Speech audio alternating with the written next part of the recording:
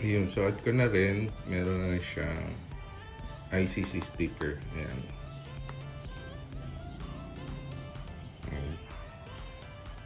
Then ECE R22-05.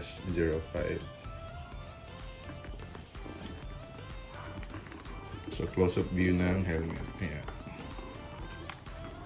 Bigat din siya kahit pa paano. Hindi same as my LS2. Ayan. Solid.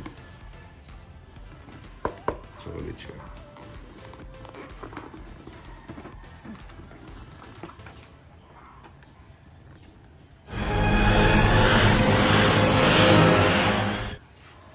Alright, good morning, good afternoon, good evening everyone. So, I'm going to do a quick unboxing of RYO helmet I bought from Lazada. So, tingnan natin kung sulit ba ito. So, I'll put the link sa description, down at the description. Okay. Mura lang siya.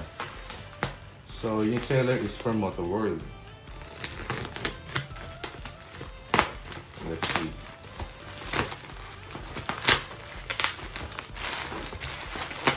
Sulit na ba? So, the price of this one is 2,300. So, nabili ko siya during sale. Around 1,000, more or less it's around 1,900.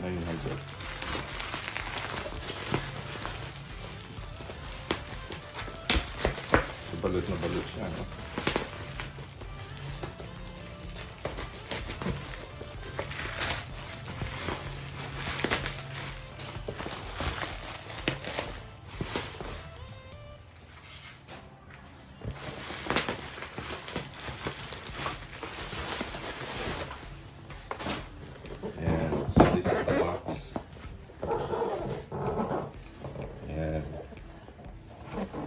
www.ryoracingwear.com. So sabi nila, this is made in Taiwan. Okay, yung RYO company. Not sure, pero based on the description, manufacturer sa China.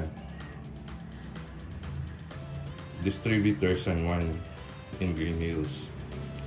So yung model niya is FS 820. Ito na lang kasi yung double XL na available, solid white. So yan yung price niya, 2,300. So in the box.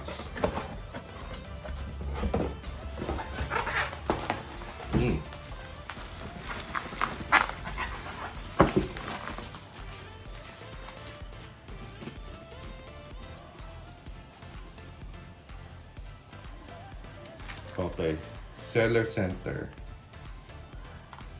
I think this is the receipt. Naka-bubble wrap pa siya. So nice. Let's open. So black. Kala mo black siya, pero I think this is protected bag. Oh.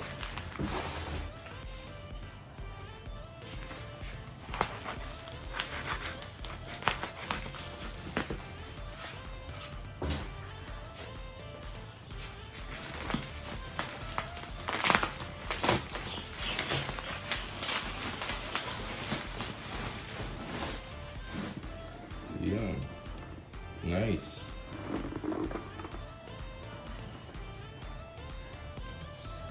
Open it up.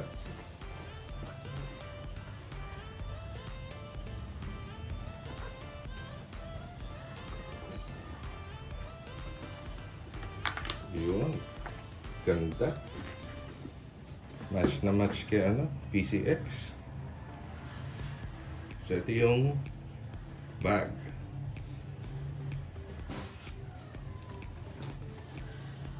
Okay.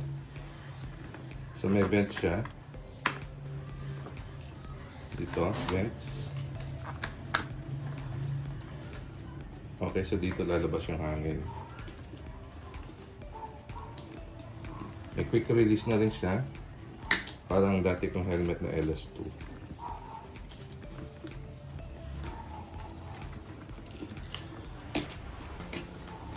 And makapal yung lining, oh. Ganda, oh. Sulit naman pala.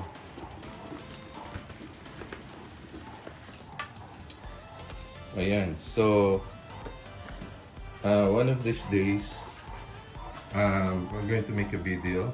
I-breakin natin yung helmet, and then I will install yung LC na binili ko for the GoPro.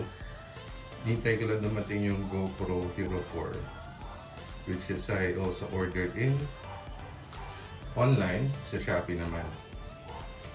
So anytime sa darating ngayon. Yun lang po for today. Thank you for watching. Subscribe and like na lang po. Thank you.